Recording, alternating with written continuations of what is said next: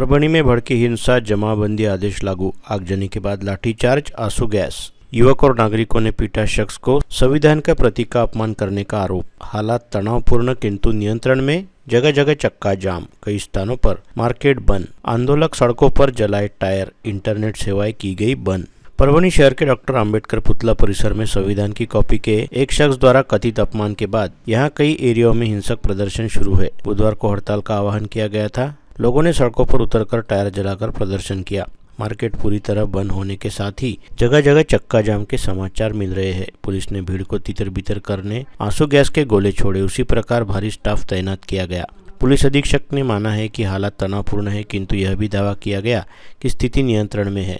कई भागों में संचार बंदी लागू कर दी गई है और इंटरनेट सेवाएं अनिश्चित काल के लिए रोक दी गई। जानकारी के अनुसार मंगलवार शाम यहां संविधान के कथित अपमान की घटना हुई। रात 12 बजे तक संपूर्ण परभणी में तनावपूर्ण शांति थी। पुलिस ने संबंधित शख्स को गिरफ्तार कर लिया, किंतु लोग और विशेषकर युवाओं ने घटना की तीव्र निंदा करते हुए आरोपी को कड़ी सजा देने की मांग की। मांग के समर्थन में आज बुधवार को बंद का आह्वान किया गया, जिसके कारण पुलिस ने जगह जगह तगड़ा बंदोबस्त तैनात किया। पुलिस के बंदोबस्त के बावजूद लोग सड़कों पर उतरे। विविध महामार्गों पर टायर जलाकर सड़कों पर बैठकर चक्का जाम आंदोलन शुरू किया।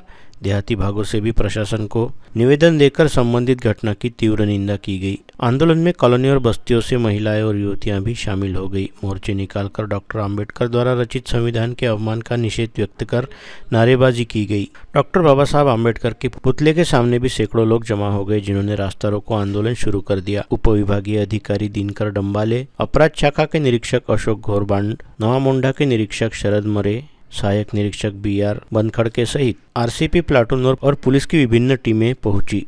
पुलिस अधिकारियों ने आंदोलनकारियों को शांत करने का प्रयत्न किया, किंतु समाचार लिखे जाने तक भीड़ अड़ी हुई थी।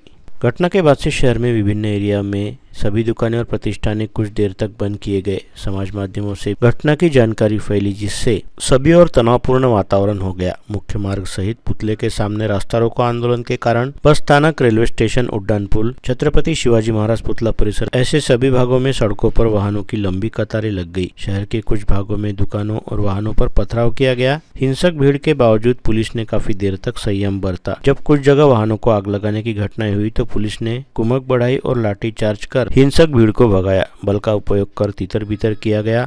आंसू गैस के गोले छोड़ने की भी जानकारी सामने आई है। जिंतूर मार्ग, पात्री मार्ग सहित विविध जगह आंदोलकों ने ठिया लगा दिया। इस बीच आंदोलकों और जिलाधीश के बीच बैठक होने का समाचार प्राप्त हुआ है। जिलाधीश ने परभणी शहर और जिले में शांति बनाए रखने का आह्वान किया है। विशेषकर युवाओं से अपनी भावनाओं पर नियंत्रण रखने का आह्वान कलेक्टर ने किया। कलेक्टर ने लोगों से अफवाहों पर कतई ध्यान न देने की अपील की। उधर सांसद अमोल कोल्ले ने भी लोगों से शांति बनाए रखने का आह्वान किया। कोल्ले ने सरकार से तत्काल समाज विरोधी पर कार्रवाई कर अशांति फैलाने वालों पर अंकुश लगाने की कोशिश की। काल जिल्हाधिकारी कार्यालयासमोर जे प्रिएम्बल होतं त्याच्यावरची काच फोडल्यावरून काहीशी तणावाची परिस्थिती तयार झालेली होती।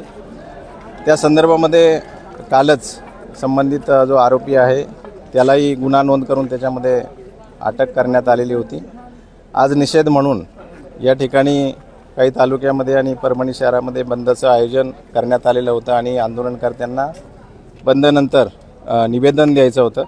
निवेदनासाठी जाताना मार्केटमधून काही जे आंदोलनकर्ते आहेत त्यांनी दुकानाचे बोर्ड्स, त्याच्यानंतर CCTV कॅमेरे हे टार्गेट करून त्यांना नुकसान करण्याचा, पोहोचवण्याचा प्रयत्न केला। काही ठिकाणी वाहनांचे टायर देखील जाळण्यात आले। जिल्हाधिकारी कार्यालयामध्ये देखील काही महिला आणि पुरुष घुसले। त्या ठिकाणी देखील काही कार्यालयामध्ये टेबल खुर्च्यांची त्यांनी मोडतोड केली। या संपूर्ण प्रकारानंतर आता हे सगळे जे लोक आहेत ते आता जिल्हाधिकारी कार्यालयातून बाहेर काढण्यात आलेले आहेत। जिल्हाधिकारी कार्यालयाच्या समोर देखील आता लोक नाहीत। आमची सर्वत्र पेट्रोलिंग सुरू आहे आणि कुठेही काही अनुचित प्रकार यानंतर घडू नये या दृष्टिकोनातून आमच्या उपाययोजना आहेत। सर, परभणी जिल्ह्यामध्ये जो काही गोंधळाची परिस्थिती निर्माण झाली आहे, बाहेरून काही पोलिसांची कुमक मागवल्याची माहिती मिळत आहे। किती कंपनी बोलण्यात आलेल्या आहेत? नाही, आमच्याकडे सफिशियंट मनुष्यबळ आहे। आज सकाळपासूनच शहरातलं सगळंच मनुष्यबळ, आमचं हेडक्वार्टरचं मनुष्यबळ हे पूर्णत्वाने पोलीस अधीक्षक यांनी या ठिकाणी लावलेलं होतं।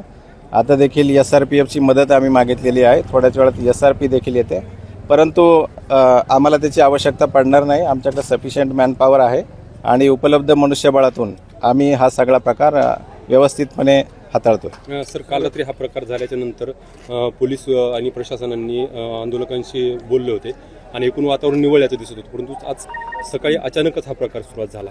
हा असं म्हणजे बरोबर, काल जो प्रकार घडला त्याच्या संदर्भामध्ये पोलीस अधीक्षक यांनी संध्याकाळच्या वेळेला शांतता बैठकीचं आयोजन देखील केलेलं होतं.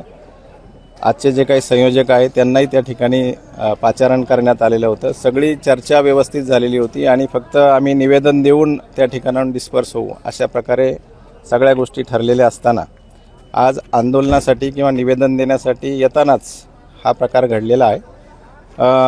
माझी आता ह्या निमित्ताने सर्व परभणी वासियांना आणि सगळ्याच जनतेला हे आव्हान राहणार आहे की जो काही प्रकार काल घडला त्या संदर्भामध्ये रीतसर गुन्ह्याची नोंद झालेली आहे. त्याच्यामधला आरोपी कालच अटक झालेला आहे. आता एवढा सगळा कायदेशीर सोपस्कार पूर्ण झाल्यानंतर आंदोलनकर्त्यांनी अशा प्रकारे प्रशासनाला धारेवर धरणं किंवा सार्वजनिक मालमत्तेचं नुकसान करणं हे योग्य नाही आणि म्हणून मी सर्व आंदोलनकर्त्यांना या निमित्ताने आवाहन करतो की त्यांनी कुठलंही कायदा सुव्यवस्था प्रश्न निर्माण न करता आपापल्या घरी जावं आणि या ठिकाणची जी शांतता सुव्यवस्था आहे ती अबाधित ठेवावी.